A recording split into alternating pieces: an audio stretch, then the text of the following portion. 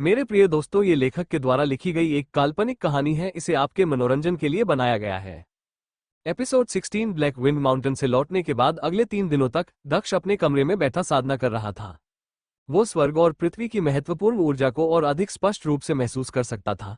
उसके कमरे की हवा में एक हल्की सी धुंध छाई हुई थी, जिससे एक फीकी चमक निकल रही थी।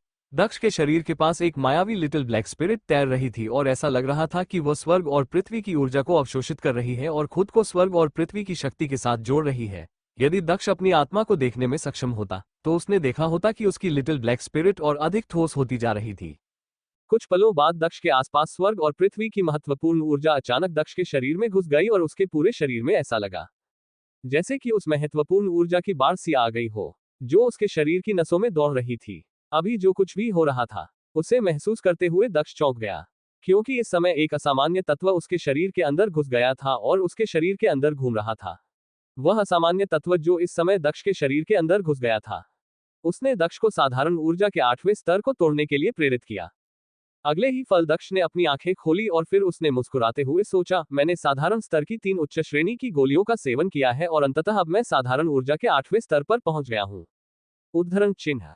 दक्ष पहले साधारण ऊर्जा के 7वें स्तर पर ही था। उसे साधारण ऊर्जा के 8वें स्तर तक पहुंचाने के लिए एक लंबा रास्ता तय करना था, लेकिन साधारण स्तर के उच्च श्रेणी की गोलियों के सेवन से उसने जल्द ही वह रास्ता पार कर लिया और अपनी साधना के अगले स्तर पर अर्थात साधारण ऊर्जा के 8वें स्तर पर पहुंच गया। लेकिन इसके लिए उसे साधारण स्तर के 3 उच्च श्रेणी की गोलियों की कीमत भी चुकानी पड़ी, जो कि इसके लायक था। इसके बाद दक्ष ने कहा, अब इस स्थिति में अगर मैं किसी ऐसे योद्धा का सामना करता हूं जो पहले से ही साधारण ऊर्जा के 9वें स्तर पर पहुंच चुका है, तो संभवतः मैं उसे हराने में सक्षम हो सकता हूं। उद्धरण चिन्ह। इससे पहले जब दक्ष साधारण ऊर्जा के 7वें स्तर पर था, तब वह 9वें स्तर के हेल वुल्फ को मारने में सक्षम था, जिसकी युद्ध शक्ति साधारण ऊर्जा के 8वें स्तर पर पहुंच चुके एक योद्धा के बराबर थी। और अब जबकि दक्ष साधारण ऊर्जा के 8वें स्तर पर पहुंच चुका है, तब वह आत्मविश्वास के साथ साधारण ऊर्जा के 9वें स्तर पर पहुंच गए योद्धा से मुकाबला कर सकता है। इसके बाद दक्ष ने एक गहरी सांस ली और फिर उसने अपने कपड़े ठीक किए। इसके बाद दक्ष अपने कमरे से बाहर चला गया। आज शरद ऋतु का एक खूबसूरत दिन था और सूरज आसमान में चमक रहा था। इस समय दक्ष को अपने चारों ओर गर्माहट का सुखद एहसास हो रहा था। लेकिन अगले ही पर एक आवाज ने दक्ष का मूड खराब कर दिया, कचरे के टुकड़े, तुमने अंततः मरने का मन बना ही लिया है और अब तुम अपने कमरे से बाहर आ गए हो। उद्धरण चिन्ह। इस आवाज को सुनकर दक्ष ने अपना सिर घुमाया और दूरी में खड़े एक युवक की ओर देखते हुए कहा, ध्रुव सेन। जिस व्यक्ति ने अभी यह बात कही थी वह कोई और नहीं बाकी ध्रुव सेन था। दक्ष ने ध्रुव सेन को स्वयं से 10 मीटर की दूरी पर खड़ा हुआ देखा। ध्रुव सेन इस समय बिना किसी डर के अहंकार पूर्वक दक्ष को अपनी पीठ दिखा रहा था। दरअसल एक नियम के कारण 4 पर्वतीय संप्रदाय के शिष्यों को किसी भी अन्य शिष्य के कमरे में जबरदस्ती जाने की अनुमति नहीं थी, क्योंकि योद्धा अपने कमरे में साधना करना पसंद करते थे और दूसरों द्वारा परेशान होने से उनकी साधना पर गंभीर परिणाम पड़ सकता था। इसलिए ध्रुव सेन ने अपने कमरे में दक्ष को परेशान करने के लिए संप्रदाय के नियमों को तोड़ने की बिल्कुल भी हिम्मत नहीं की और वह 2 दिनों से बाहर दक्ष का इंतजार कर रहा था। इसके बाद ध्रुव सेन ने पीछे मुड़कर दक्ष की ओर उदासीनता से देखा। इस समय ध्रुव सेन की आंखों में जानलेवा इरादा साफ दिखाई दे रहा था।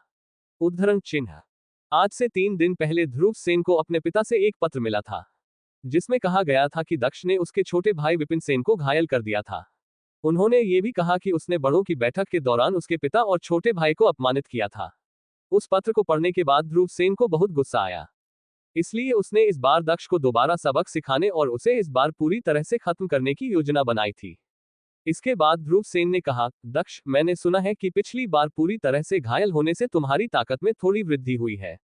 क्या तुम अपनी थोड़ी सी ताकत के साथ स्टॉर्मी गॉर्ज में आने की हिम्मत करोगे, ताकि मैं तुम्हें मारकर अपनी नाराजगी दूर कर सकूं?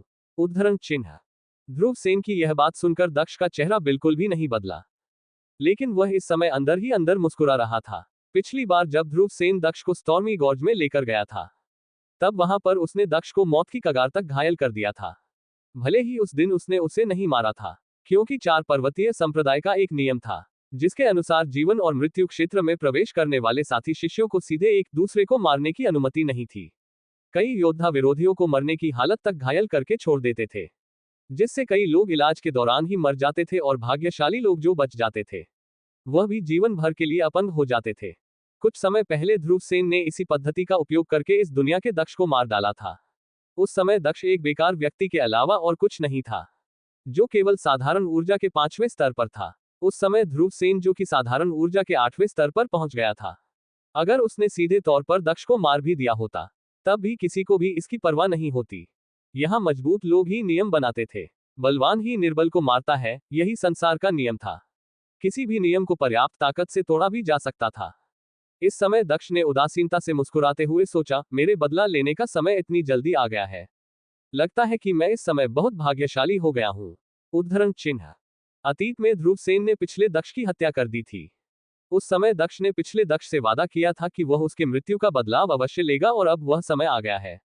इससे दक्ष बहुत खुश था। इसके बाद दक्ष ने बिना कुछ कहे सीधे जीवन और मृत्यु क्षेत्र की ओर चलना शुरू कर दिया। दक्ष को बिना कुछ कहे वहां से जाता हुआ देखकर ध्रुव सेन ने व्यंग्य पूर्वक कहा, कचरे के टुकड़े आखिर कचरे का एक टुकड़ा ही होता है। क्या तुम में सच में हिम्मत नहीं है मुझसे लड़ने की? उद्धरण चिन्ह। इस पर दक्ष ने कहा, क्या तुमने नहीं कहा कि हम स्टॉर्मी गॉर्ज में जीवन और मृत्यु के क्षेत्र में जा रहे हैं? तो फिर तुम अब वहां क्या कर रहे हो? क्या तुम्हें वहां नहीं जाना? उद्धरण चिन्ह। एपिसोड 17। जैसे ही दक्ष ने यह बात कही, तब दक्ष की आवाज सुनकर ध्रुव सेन पूरी तरह से स्तब्ध रह गया। इसके बाद अगले ही पल ध्रुव सेन के चेहरे पर एक छोटी और क्रूर मुस्कान आ गई। इसके बाद ध्रुव सेन ने गुप्त रूप से सोचा, कूड़े का टुकड़ा आखिर एक कूड़े का टुकड़ा ही होता है। वह अपनी किस्मत से पिछली बार बच गया था, लेकिन इस बार वह दोबारा नहीं बचेगा। इस बार मैं इस दक्ष को जीवित रहने का एक छोटा सा भी मौका नहीं दूंगा। भले ही मैं जीवन और मृत्यु क्षेत्र पर दक्ष को नहीं मार सकता, लेकिन मैं उसके घायल होने का इंतजार करूंगा और फिर चिकित्सा उपचार के दौरान मैं उसे गुप्त रूप से मार डालूंगा। उद्धरण चिन्ह। ये सोचते हुए ही ध्रुव सेन का चेहरा और भी भयानक हो गया। स्टॉर्मी गॉर्ज तक जाने के लिए कई खड़ी चट्टानों से होकर गुजरना पड़ता था। स्टॉर्मी गॉर्ज के प्रवेश द्वार पर चट्टान के नीचे लोहे की जंजीरें लटकी हुई थी। यदि कोई योद्धा नीचे कूदने के लिए पर्याप्त मजबूत नहीं होता था, तो वह नीचे उतरने के लिए इन जंजीरों का उपयोग कर सकता था। दक्ष अपनी क्षमताओं को ध्यान में रखते हुए वह आसानी से चट्टान के नीचे कूदने में सक्षम था, लेकिन वह अपना कौशल नहीं दिखाना चाहता था, क्योंकि अगर ध्रुव सेन ने उसकी क्षमता देख ली और यदि उसे पता चल गया कि दक्ष पहले से ही बहुत मजबूत है, तो वह एक डरे हुए कुत्ते की तरह बिना लड़े ही वहां से भाग जाएगा।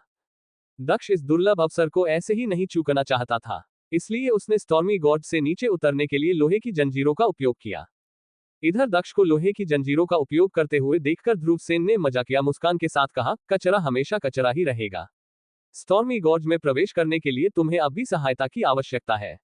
उद्धरण चिन्ह।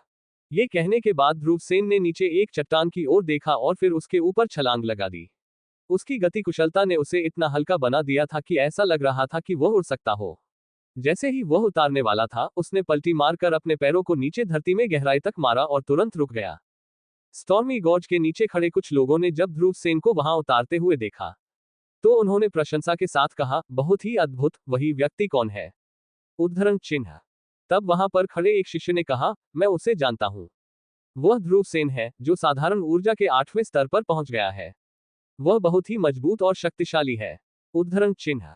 इस दुनिया में जैसे जैसे योद्धा एक स्तर पर आगे बढ़ते जाते हैं, योद्धा की दृष्टि और सुनने की क्षमता भी वैसे वैसे अत्यधिक विकसित होती जाती है। वैसे ही यह शिष्य ध्रुव सेन को देख सकते थे, भले ही वह घाटी से 100 मीटर दूर थे। बहुत ही जल्द दक्ष और ध्रुव सेन जीवन और मृत्यु क्षेत्र पर पहुंच गए। वह एक बहुत बड़ा क्षेत्र था।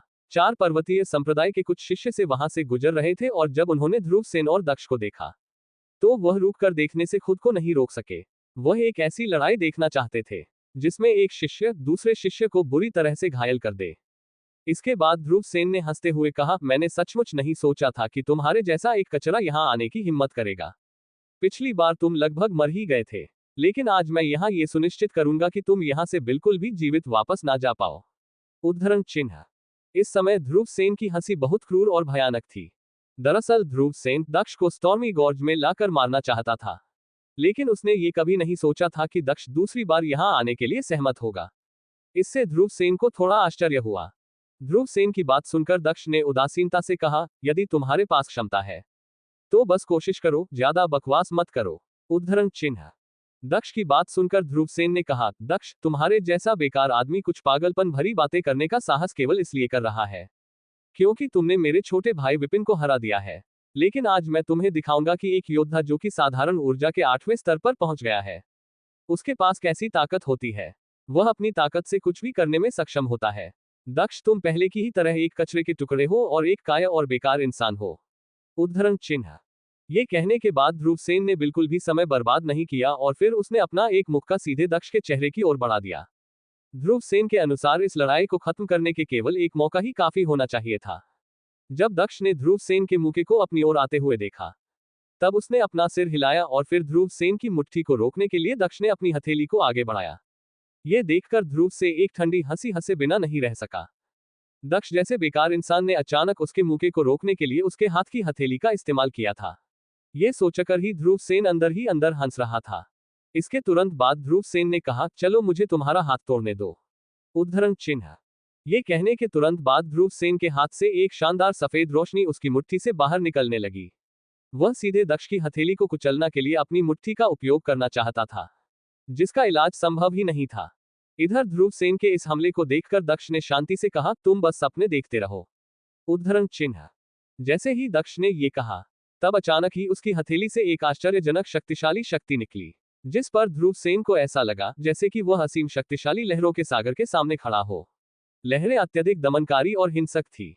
इस समय ध्रुवसेन ने न केवल अपनी सारी ताकत खो दी, बल्कि उसने अपना अहंकार भी खो दिया था। साथ ही शौर्य की भारी लहरें उसकी बाहों पर भी गिर रही थी। दबाव के कारण उसका दाहिना हाथ पहले से ही सूजना शुरू हो गया था।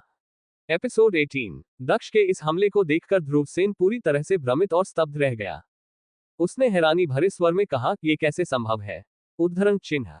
इस समय ध्रुवसेन को ऐसा लग रहा था कि कोई शक्तिशाली अदृश्य शक्ति उसके हाथ को कुचल रही हो। उसके पूरे शरीर को चला जा रहा था और लहरों की चरम शक्ति अभी भी बढ़ती जा रही थी। ध्रुवसेन इस समय जल्द से जल्द भाग जाना चाहता था। जब दक्ष को इस बात का एहसास हुआ, तब उसने कहा, क्या तुम्हें सच में लगता है कि तुम यहां से भागकर जा सकते हो? उद्धरण चिन्ह। ये कहते हुए दक्ष का चेहरा बर्फ जैसा ठंडा हो गया। इसके तुरंत बाद दक्ष की हथेली ध्रुवसेन की मुट्ठी से जाई और फिर बूम! अगले ही पल चारों ओर एक जोरदार रोंगटे खड़े कर देने वाली आवाज सुनाई दी। ध्रुवसेन को अपनी पूरी बाहों में एक तेज दर्द का एहसास हुआ। उसे ऐसा लगा जैसे कि उसकी हड्डियां टूट रही हो और उसकी मांसपेशियां किसी भी समय फट सकती हो। इस समय ध्रुवसेन अपना हाथ खींचना चाहता था, लेकिन वह ऐसा नहीं कर सका। वह भागना चाहता था, लेकिन वह ऐसा भी नहीं कर सकता था। दक्ष की ताकत और गति दोनों इस समय ध्रुवसेन पर हावी हो रही थी। उनके बीच का अंतर बहुत बड़ा था। इस समय दक्ष और ध्रुवसेन इतने करीब थे कि ध्रुवसेन दक्ष के चेहरे का हर एक विवरण स्पष्ट रूप से देख पा रहा था। दक्ष की आंखें इस समय ठंडी थी और उसके चेहरे पर एक दुष्ट मुस्कान थी, जिसे देखकर अचानक ध्रुवसेन को महसूस हुआ कि उसके घुटने डर से कमजोर हो गए हैं। इस समय ध्रुवसेन के मन में केवल एक ही सवाल चल रहा था, क्या दक्ष उसके साथ केवल खिलवाड़ कर रहा था? कचरे का वह टुकड़ा कब उससे आगे निकल गया था? उद्धरण चिन्ह। इस समय ध्रुवसेन बस हार मानकर वहां से भाग जाना चाहता था। इसके अलावा वह और कुछ भी नहीं चाहता था। इसी समय दक्ष ने ठंडी हंसी हंसते हुए कहा, मुझे इसे कैसे खत्म करना चाहिए, तुम्हें क्या लगता है? उद्धरण चिन्ह। इस समय दक्ष की हैवी वेव पंच तकनीक हिंसक रूप से ध्रुवसेन को कुचल रही थी, जिसकी ताकत 95 क्रूर हाथियों के ताकत के बराबर पहुंच गई थी। ध्रुवसेन को ऐसा लग रहा था जैसे कि उसकी पूरी भुजा को एक विशाल पहाड़ द्वारा कुचला जा रहा हो और फिर अगले ही पल क्रंच! ध्रुवसेन के कानों में हड्डियां टूटने की आवाज सुनाई दी। इसके तुरंत बाद वह जमीन पर गिर गया और जमीन पर गिरते ही उसके मुंह से खून निकलने लगा। उसके पूरे बाहों में भयंकर दर्द हो रहा था और वह इस समय भयानक दर्द महसूस कर रहा था। ध्रुवसेन की हड्डियां टूट चुकी थी और उसकी मांसपेशियां भी पूरी तरह से फट चुकी थी। ध्रुवसेन को ऐसे तड़पते हुए देखकर दक्ष ने ठंडे स्वर में कहा, तुम मेरे तीसरे चाचा के बेटे हो और तुम मेरे चचेरे भाई भी हो। लेकिन तुम्हारे परिवार के लोग और अर्नब सेन गुप्त रूप से मिलकर हमेशा मेरे पिता और मेरा अपमान करते रहते हो और हमें मारने का प्रयास करते हो। तुम प्यार और स्नेह के बारे में कुछ नहीं जानते। तुमने बार बार मेरा अपमान किया है। इसके अतिरिक्त तुम यहाँ दूसरी बार मेरी हत्या करने के लिए मुझे यहाँ लेकर आए। तुम निर्दय और हृदयहीन हो, इसलिए मुझे इतना निर्दयी और क्रूर होने के लिए दोष मत दो। उद्धरण चिन्ह। इस समय ध्रुवसेन दक्ष की निर्ममता को महसूस कर सकता था, जिससे उसका पूरा शरीर कांपने लगा। उसने डर से कांपते हुए कहा, नहीं नहीं, मैं तुम्हारा चचेरा भाई हूं।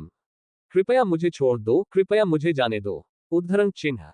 इस समय वह दक्ष से आ रहे जानलेवा इरादे को स्पष्ट रूप से महसूस कर सकता था, जिससे ध्रुवसेन पूरी तरह से भयभीत हो गया। इधर ध्रुवसेन की बात सुनकर दक्ष ने हंसते हुए कहा, जब पिछली बार तुमने मुझे मारने की कोशिश की थी, तो क्या तब तुम्हें याद नहीं आया कि मैं तुम्हारा चचेरा भाई हूं? उद्धरण चिन्ह। ये कहने के बाद दक्ष ने दोबारा से अपनी हैवी वेव पंच तकनीक से ध्रुवसेन के डेंटियन पर हमला किया। अचानक ध्रुव सेन के मुंह से एक तेज चीख निकली और फिर उसका चेहरा पीला पड़ गया। इसके बाद दक्ष ने ठंडे स्वर में कहा, मैंने तुम्हारी साधना को नष्ट कर दिया है। अब तुम अपना पूरा जीवन कचरा कहकर जी सकते हो, जैसा कि तुमने हमेशा मेरे साथ किया था। उद्धरण चिन्ह। ये कहने के बाद दक्ष ने दोबारा ध्रुव सेन को नहीं देखा और मुड़कर वहां से चला गया। जब दूर खड़े शिष्यों ने ये देखा कि इस लड़ाई में दक्ष कितना क्रूर था, तब उन्होंने दक्ष से संपर्क करने की हिम्मत नहीं की और तुरंत उससे बचने के लिए छुप गए। उन्हें डर था कि यदि उन्होंने दक्ष को नाराज कर दिया तो दक्ष उनकी साधना को भी नष्ट कर सकता है। वह जीवन भर अपंग बनकर नहीं रहना चाहते थे। इस समय जमीन पर पड़ा हुआ ध्रुवसेन गुस्से से जोरों से चीख रहा था। उसने अपने दांत पीसते हुए कहा, दक्ष, तुमने मेरी साधना को नष्ट करके बहुत बड़ी गलती की है। तुम्हें इसकी कीमत चुकानी होगी। उद्धरण चिन्ह। ध्रुवसेन इस समय बहुत गुस्से में था, क्योंकि अब जबकि उसकी साधना नष्ट हो चुकी थी, तो वह अब एक बेकार इंसान बन गया था। वह दक्ष से दिल की गहराइयों से नफरत करता था। ध्रुवसेन ने अपने दांत पीसते हुए कहा, मैं अपनी चचेरी बहन अनिमा से मदद मांगूंगा, जो कि पहले से ही वास्तविक ऊर्जा के स्तर तक पहुंच चुकी है और उसने अपनी आत्मा भी जागृत कर ली है। वह पहले से ही स्वर्गीय पर्वत संप्रदाय की एक विशेष शिष्य बन गई है। तब मैं देखूंगा कि तुम उससे कैसे बचोगे दक्ष। उस समय मैं तुम्हें मरते हुए देखूंगा। ये कहने के बाद उसकी आंखें क्रोध और घृणा से भर गई। दरअसल अनिमा सेन को पहले से ही पता था कि दक्ष के पिता ने आखिरी मुलाकात के दौरान उसके पिता अर्नव सेन को चोट पहुंचाई थी। इसलिए अनिमा सेन ने पहले ही दक्ष को मारने के लिए 4 पर्वतीय संप्रदाय में आने की तैयारी कर ली थी। इस समय ध्रुव सेन को इस बात का अफसोस हो रहा था कि उसने खुद दक्ष को मारने की कोशिश की थी। इस समय ध्रुव सेन को हर चीज से नफरत हो रही थी। वह असफल होने के लिए खुद से भी नफरत कर रहा था और उसे अपनी अपंग साधना के साथ अपने भविष्य से भी नफरत थी। ध्रुव सेन ये सुनिश्चित करना चाहता था कि दक्ष का भविष्य उसके भविष्य से भी बदतर हो जाए। एपिसोड 19। दक्ष ने ध्रुव सेन की साधना को नष्ट कर दिया था, जिससे उसे राहत महसूस हो रही थी। ऐसा लग रहा था जैसे कि उसके दिल से एक बोझ उतर गया हो। इसका मतलब यह था कि पुराने दक्ष की मृत्यु से पहले उसके अंदर जो पछतावा था, वह भी अब खत्म हो गया था, क्योंकि दक्ष ने उसकी मृत्यु का बदला ले लिया था। अब जबकि दक्ष स्टॉर्मी गॉर्ज में अभ्यास कर सकता था और कुछ और अनुभव प्राप्त कर सकता था, तो वह यहां से तुरंत जाने की जल्दी में नहीं था, क्योंकि स्टॉर्मी गॉर्ज में आने का प्रत्येक व्यक्ति के मजबूत बनने के लिए लड़ने के एकमात्र उद्देश्य से यहां आता था। दूसरों को जाकर भड़काने की कोशिश ना करें, फिर भी उसे यकीन था कि दूसरे लोग उससे लड़ने जरूर आएंगे। जब दक्ष यही सब सोचते हुए आगे की ओर बढ़ रहा था, तभी उसे ठंडी और एक अलग आवाज सुनाई दी, ये तुम हो। जब दक्ष ने ये आवाज सुनी, तब वह चौंक गया और फिर वह उस आवाज की दिशा में देखने लगा। जब दक्ष ने उस आवाज की दिशा में देखा, तो वहां उसे एक सुंदर महिला दिखाई दी, जिसकी छायाचित्र मंत्रमुग्ध कर देने वाली थी।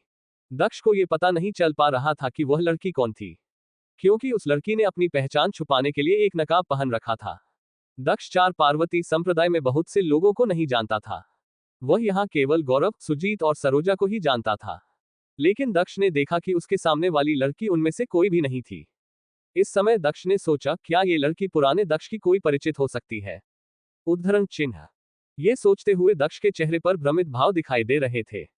जब दक्ष ये सब सोच रहा था, तभी सामने खड़ी लड़की ने एक ठंडी हंसी हंसते हुए कहा, पिछली बार जब हम मिले थे, तब तुम इतनी तेजी से भाग गए थे कि मैं तुम्हारा पीछा भी नहीं कर पाई थी। क्या अब हम ये परीक्षण कर सकते हैं कि तुम भागने में कितने कुशल हो? अब हम खुले में हैं और भागने के लिए यहाँ कोई जगह भी नहीं है। तो मैं देखना ये चाहती हूँ कि क्या तुम्हारे भागने के कौशल अच्छे हैं या नहीं। उद्धरण चिन्ह। ये कहते हुए उस लड़की ने अपने हाथ में एक धनुष उठा लिया और उस पर एक तीर चढ़ा लिया। ये देखकर दक्ष को तुरंत पता चल गया कि यह लड़की कौन है। उसे अब सब कुछ याद आ गया था। दक्ष ने थोड़ा हैरान होते हुए कहा, ये तुम हो, हिमांशी। उद्धरण चिन्ह। दक्ष को हिमांशी का चेहरा अच्छी तरीके से याद था, क्योंकि इस लड़की ने कुछ दिनों पहले दक्ष को लगभग मार ही डाला था। दूसरी तरफ हिमांशी इस बार दक्ष को भागने देना नहीं चाहती थी, क्योंकि वह जानती थी कि दक्ष अपनी शक्ति को छिपा रहा है। इसलिए उसने दक्ष को भागने का मौका नहीं दिया और तुरंत अपनी मार्शल आत्मा का इस्तेमाल किया। जैसे ही हिमांशी ने अपनी मार्शल स्पिरिट को सक्रिय किया, तब दूसरी तरफ दक्ष को इसका एहसास होने लगा। दक्ष को इस बात का एहसास हो रहा था कि हिमांशी की तीर मार्शल भावना उसे निशाना बना रही है और वह अपने लक्ष्य के रूप में उसे देख रही है। इस बात का एहसास होते ही दक्ष ने सोचा, लंबी दूरी की लड़ाई के लिए धनुष एक पसंदीदा हथियार है। हालांकि नजदीकी युद्ध में धनुष की कोई क्षमता नहीं होती। अगर मैं उसके और मेरे बीच दूरी को कम कर दूं, तो उसके हथियार के लिए अपनी क्षमता दिखाना कठिन हो जाएगा। उद्धरण चिन्ह। ये कहने के बाद दक्ष ने बिल्कुल भी झिझक नहीं दिखाए और फिर वह अपनी तेज गति से हिमांशी की ओर दौड़ पड़ा। दक्ष को अपनी ओर दौड़ता हुआ देखकर हिमांशी ने व्यंग्य पूर्वक हंसते हुए कहा, क्या तुम सच में करीबी मुकाबले में मेरा सामना करना चाहते हो? उद्धरण चिन्ह। ये कहने के बाद हिमांशी की आंखें अचानक तेज हो गई और उसने तुरंत अपने धनुष की डोरी पर तीर रखा और उसे खींचकर एक ही क्षण में दक्ष की ओर चला दिया। तीर एक तेज आवाज के साथ अविश्वसनीय दबाव बनाते हुए दक्ष की दिशा में चला गया। ये देखकर दक्ष ने तुरंत अपनी पीठ से अपनी तलवार निकाल ली। स्वीश। इसके तुरंत बाद दक्ष ने अपने दूसरे हाथ से, जिसमें उसने तलवार नहीं पड़ी थी, उससे अपनी हैवी वेव्स पंच तकनीक से हिमांशी के चलाए हुए तीर पर हमला कर दिया। जैसे ही दक्ष ने अपने हैवी वेव 5 तकनीक से हवा में मुक्का मारा, तब हवा में तेज लहरें बनने लगी, जो सीधे हिमांशी द्वारा चलाए गए तीर से टकराने लगी। जल्दी ही हिमांशी का तीर हवा के तेज लहरों से टकराकर धीमा हो गया और अंत में दक्ष ने अपनी तलवार के एक ही झटके से हिमांशी के तीर के 2 टुकड़े कर दिए। ये सब करते हुए भी दक्ष की गति एक पल के लिए भी धीमी नहीं हुई और वह लगातार अपने हैवी वेव पंच तकनीक का उपयोग करते हुए हवा में लहरें उत्पन्न करते हुए हिमांशी की ओर बढ़ता चला गया। दूसरी तरफ हिमांशी न केवल एक सुंदर लड़की थी, बल्कि उसके पास एक शक्तिशाली युद्ध शक्ति भी थी। वह बाहरी शिष्यों में 8वें स्थान पर थी और वह दक्ष के कार्य को देखते हुए यह अंदाजा लगा सकती थी कि दक्ष उसके साथ अपनी दूरी कम करना चाहता है। ये समझते ही हिमांशी तीर चलाने के तुरंत बाद उछलकर दूर चली गई। हिमांशी धनुष से लड़ने में उत्कृष्ट थी और उसने स्पष्ट रूप से उत्कृष्ट चपलता तकनीकें भी सीखी थी। जब तक दक्ष ने पहले तीर को अपनी तलवार से 2 हिस्सों में तोड़ा, तब तक उसका हाथ पहले से ही भारी मात्रा में ऊर्जा के साथ अपने धनुष की डोरी पर 3 तीर रख चुका था और फिर अगले ही पल हिमांशी ने तीनों तीरों को एक ही साथ दक्ष की दिशा में चला दिया। इसी समय दक्ष ने अचानक कहा, फिर मिलेंगे। उद्धरण चिन्ह। ये कहते ही अचानक दक्ष ने अपनी दिशा बदल दी और फिर वह पेड़ों के एक छोटे से झुरमुट की ओर चला गया, जिससे हिमांशी के तीनों तीर भी अचानक से मुड़कर दक्ष की ओर उन पेड़ों के झुरमुट की ओर चले गए। इसके बाद दक्ष ने अपनी गति का उपयोग करते हुए उन सभी तीरों को चकमा दे दिया और पेड़ों के अंदर इधर उधर भागने लगा, जिससे जल्द ही हिमांशी के तीनों तीर एक एक पेड़ से टकराकर अवरोध हो गए और नीचे गिर गए। एपिसोड 20। हिमांशी की बॉडी मूवमेंट तकनीक बहुत गहरी थी। हालांकि दक्ष की तकनीक हिमांशी से केवल एक कदम ही बेहतर थी। हालांकि इससे पहले कि दक्ष हिमांशी तक पहुंच पाता, हिमांशी के पास कुछ तीर चलाने के लिए पर्याप्त समय था। उसने एक साथ 3 तीर चलाने का प्रयास किया था, जिससे दक्ष को अपने जीवन के लिए खतरा महसूस होने लगा। यही कारण है कि जैसे ही दक्ष ने हिमांशी को अपने धनुष के ऊपर तीर चढ़ाते हुए देखा, तब उसने तुरंत अपनी योजना बदल दी और वहां से भागने का फैसला किया। यह हिमांशी की लड़ाई की रणनीति में बदलाव लाने का एक सबसे अच्छा तरीका था, क्योंकि खुले क्षेत्र में उन दोनों के बीच बहुत दूरी थी, जिससे हिमांशी को अधिक लाभ होता। परंतु पेड़ों के इस झुरमुट में हिमांशी को दक्ष के ऊपर निशाना साधने में थोड़ी दिक्कत होती। इससे दक्ष को ज्यादा लाभ होता है। इस समय उन पेड़ों के झुरमुट में भागते हुए दक्ष ने सोचा, ऐसा लगता है कि मैं एक ऐसे योद्धा की ताकत को कमा रहा था, जो साधारण ऊर्जा के 9वें स्तर पर पहुंच गया है। इसके खिलाफ लड़ना और जितना इतना आसान नहीं है। उद्धरण चिन्ह। दक्ष अब तक ये जान चुका था कि हिमांशी साधारण ऊर्जा के 9वें स्तर पर थी, जो कि वास्तविक ऊर्जा के स्तर से बस एक कदम दूर थी। वह पहले से ही अपनी ऊर्जा का उपयोग करके अपने तीर की भावना और अपने धनुष को सामंजस्यपूर्ण ढंग से नियंत्रित करने में सक्षम थी। इसलिए उसकी लंबी दूरी की शक्ति एक भयानक शक्ति थी। इस समय दक्ष को इस बात का एहसास हुआ कि साधारण ऊर्जा के 9वें स्तर के शिष्यों के साथ लड़ना और आसानी से जितना एक मूर्खतापूर्ण व्यवहार है। लेकिन इससे दक्ष निराश नहीं हुआ। उसे यकीन था कि अगर वह हिमांशी को उन पेड़ों के झुरमुट तक ले गया, तब उसकी जीत पक्की है। दूसरी तरफ दक्ष को पेड़ों के झुरमुट की ओर ऐसे भागते हुए देखकर हिमांशी व्यंग पूर्वक हंसने लगी। हम्फ। इसके बाद हिमांशी ने धनुष की डोरी को खींचना शुरू कर दिया। हिमांशी जैसे जैसे धनुष की डोरी खींचती जा रही थी, वैसे वैसे एक शक्तिशाली दबाव उत्पन्न होता जा रहा था। हिमांशी के पूरे शरीर में एक दबंग और भयानक शक्ति फैलती जा रही थी। दूसरी तरफ हिमांशी को ऐसे देखकर दक्ष समझ गया कि हिमांशी अब तीर चलाने वाली है। दक्ष का शरीर पहले ही उसे खतरे की चेतावनी दे रहा था। दक्ष ने इस समय अपने हाथ में तलवार को कसकर पकड़ रखा था। वह इस समय पेड़ों के झुरमुट के केवल बाहरी क्षेत्र में था। अगर वह पेड़ों के झुरमुट के और गहराई में चला गया, तब वह पूरी तरह से सुरक्षित रह सकता था। इसलिए उसने अपनी गति बढ़ाते हुए पेड़ों के झुरमुट के गहराई तक जाने का प्रयास किया। दूसरी तरफ दक्ष को ऐसा करते हुए देखकर हिमांशी ने थोड़ा घबराए हुए स्वर में कहा, कहां भाग रहे हो, रुको। उद्धरण चिन्ह। दूसरी तरफ जब दक्ष अपनी पूरी ताकत से आगे की ओर बढ़ रहा था, तभी अचानक उसका शरीर उसे खतरे की चेतावनी देने लगा। इस बात का एहसास होते ही दक्ष अचानक रुक गया और पीछे की चला गया। दक्ष के ऐसा करते ही वहां पर अचानक एक तलवार सामने आ गई और फिर बूम, जैसे ही वह तलवार धरती से टकराए, तो वहां पर एक छोटा सा गड्ढा हो गया। अगर दक्ष सामने की ओर चलना जारी रखता और 1 सेकंड के लिए भी अगर वह पीछे रह जाता, तो इस तलवार से दक्ष का शरीर कट गया होता। ये देखकर अचानक दक्ष की अभिव्यक्ति बदल गई और फिर उसने अपने सामने की ओर देखा। उसने पाया कि वहां पर एक आदमी जो सफेद वस्त्र पहने हुए था। वह अपने चेहरे पर एक कातिल मुस्कान के साथ दक्ष की ओर देख रहा था। ये वही आदमी था जिसने अभी दक्ष के ऊपर तलवार से हमला किया था। इसके बाद उस आदमी ने हिमांशी की ओर देखते हुए कहा, हिमांशी, इस कीड़े ने तुम्हें कैसे ठेस पहुंचाई है, मुझे बताओ। क्या तुम चाहती हो कि मैं इस कीड़े को मारने में तुम्हारी मदद करूं? बस तुम एक बार बोलो, इसे खत्म करना एक चींटी को मारने के बराबर है। उद्धरण चिन्ह। इस समय वह आदमी दक्ष को तिरस्कार पूर्वक दृष्टि से देख रहा था और ऐसा लग रहा था जैसे कि वह अपने बारे में बहुत ऊंचा सोचता है। उसकी नजर में दक्ष एक चींटी के बराबर था जिसे वह बिना किसी अतिरिक्त शक्ति के मार सकता था। इधर हिमांशी को बस अपना सिर हिलाया था और फिर उसे दक्ष को मारने में कोई दिक्कत नहीं थी। भले ही संप्रदाय ने सीधे तौर पर साथी शिष्यों को मारने पर रोक लगा दी हो, फिर भी उसे दंडित करने का कोई कारण नहीं होगा, क्योंकि वह एक शक्तिशाली और मजबूत योद्धा था और संप्रदाय में मजबूत योद्धाओं पर ज्यादा ध्यान दिया जाता था। जब दक्ष ने उस आदमी की बात सुनी, तब उसके चेहरे के भाव बदल गए और उसने अपनी तेज नजरों से उस व्यक्ति की ओर देखा और फिर उस व्यक्ति के कपड़ों पर लगे बैच को देखकर दक्ष ने चौंकते हुए कहा, एक विशिष्ट शिष्य। उद्धरण चिन्ह। ये कहने के बाद अचानक दक्ष का चेहरा बदल गया। ऐसा लग रहा था जैसे कि दक्ष को किसी बहुत बड़े खतरे का सामना करना पड़ रहा हो। यदि इस समय हिमांशी ने उस शिष्य को उसे मारने के लिए कह दिया, तो ऐसे में दक्ष के लिए उस शिष्य से बच पाना या लड़ पाना लगभग असंभव हो सकता था। इधर उस शिष्य की बात सुनकर हिमांशी ने कहा, तुषार, दूसरे लोगों के व्यवसाय में हस्ताक्षर करना बंद करो। मुझे तुम्हारी सहायता की कोई आवश्यकता नहीं है। उद्धरण चिन्ह। ऐसा नहीं है कि हिमांशी दक्ष पर दया दिख रही थी या फिर उसने उसे माफ कर दिया था।